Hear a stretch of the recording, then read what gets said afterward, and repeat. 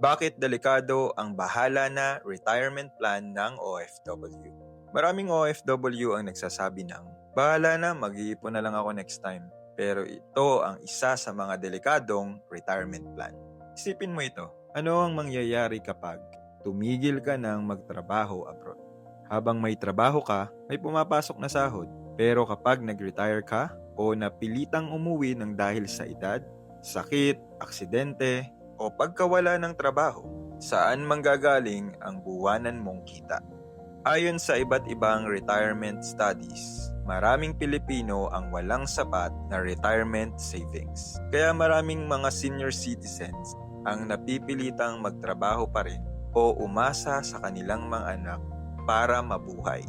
Bilang OFW, hindi sapat ang umasa lang sa separation pay or sa gratuity or sa simpleng ipon sa bangko. Kailangan mong magkaroon ng malinaw na retirement plan strategy. Una, siguraduhing active ang iyong SSS at pag-aralan ang Pag-ibig MP2 para mapalago ang mga ipon mo para sa hinaharap.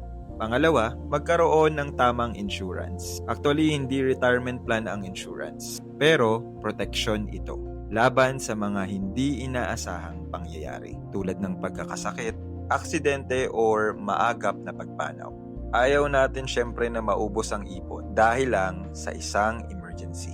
Pangatlo, maglaan ng pera para sa investments na naaayon sa mga financial goals mo at risk tolerance. Pangapat, bumuo ka ng passive income tulad ng negosyo, rental property, dividend investment, or iba pang pagkakakitaan na tuloy-tuloy kahit hindi ka na nagtatrabaho.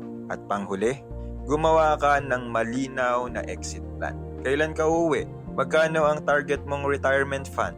At ano ang mga pagkakakitaan mo pagbalik mo sa Pilipinas? Tandaan, hindi habang buhay ang pagiging OFW. Darating ang araw na titigil ka rin sa pagtatrabaho sa abroad. Ang tanong, kapag dumating ang araw na iyon, handa ka na ba? Ang retirement ay hindi isang aksidente.